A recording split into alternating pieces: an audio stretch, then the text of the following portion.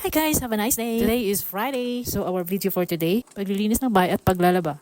Actually, today is the last day of Chinese New Year holiday. Kaya lang hindi tayo nakalabas dahil sa pina-overtime tayo ng 2 days. Supposed to be meron tayong 3 days holiday. Pero 1 day lang yung aking kinuha. And that was yesterday. Pero okay na lang yun kasi magastos pa araw-araw kang lumalabas. At medyo short sa budget. So, I prefer to work na lang. O, diba? Sayang. At yan ang yung last natin linisan, yung gym room. At habang tayo naglilinis, nilagay ko muna sa washing machine ang ating labahan para pagtapos nating maglinis, tapos na rin nating pag-washing. Kaya magsasampay na lang tayo. At dahil sa 2 days ako hindi nakapaglaba, medyo marami yung isasampay natin ngayon. At yung una kong sinampay ay yung sa mag-asawa. Paano na lang kung 3 days tayong nag-off, hindi ko maubos yung labahin ko sa isang araw lang. At hindi rin kakasya sa ating sampayan. At ito naman ay yung sa alaga ko. At mas marami din yung sa kanya. 2 days din ako hindi nakapaglaban ng damit niya. At sa isang araw, 2 set yung maisusuot niya. Iba sa pangtulog niya at iba din yung sa pang-araw niya. At daily siyang nagpapalit ng kanyang damit kasi napaka-sensitive ng kanyang skin. Palagi na lang nangangati. At tama natatapos ko yung paglilinis at pagsampay natin at sila ay nagising. Kaya ngayon, magpipino naman tayo ng aming lunch. Nariat na natin yung radish cake. Yung kanilang traditional festive food.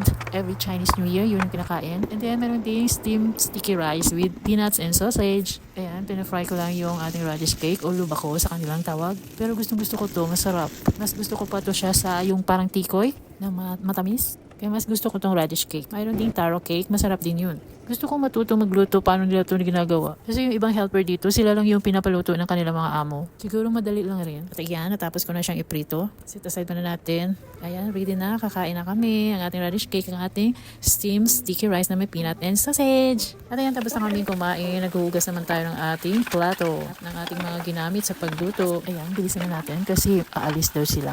Kailangan ko pang bilisan yung aking alaga at ayusin ang kanyang buhok. Mahirap pagbaba yung alaga. Marami pang kaik-ikan tuwing aalis. Lalo na mahaba yung buhok. Siyempre, pipili ka pa lang kung anong susuotin niya. At ayan na, nakabusiness siya. Naayos ko na yung buhok niya. At tingnan naman, habang hinihintay namin yung kanyang mga magulang. Kaya nagbibihis pa. And finally, nakalis na sila. Bye-bye. See you tonight.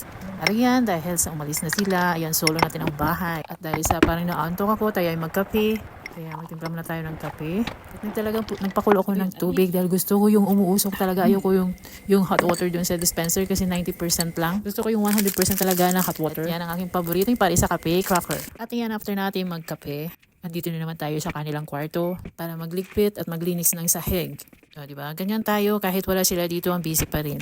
All around and chat-chat. Sorry, buti naman itong mga amo ko, hindi sila maarte pagdating sa bed. Dati inaayos ko pa yan, yung parang sa hotel. Pero sinabihan nila ako na wag na. Gusto nila, tupiin ko lang daw at ilagay ganyan. Kasi ganun pa rin daw, guguluhin din nila. Kaya yan lang, tinutupi ko lang at ilalagay dyan. Eh, di mas mabilis lang, di ba? Kasi dati inaayos ko talaga yung parang pang hotel, yung natutunan ko sa training. Kaya useless din na sa training, hindi naman ginagawa. O yan, tapos na. At yan, magwawalis na naman tayo dahil sa ang daming buhok at saka balahibo ng pusa. At wala pa kaming vacuum kasi nasira, ewan ko. Parang wala silang balak palitan, kaya ayan, tiis-tiis tayo sa walis.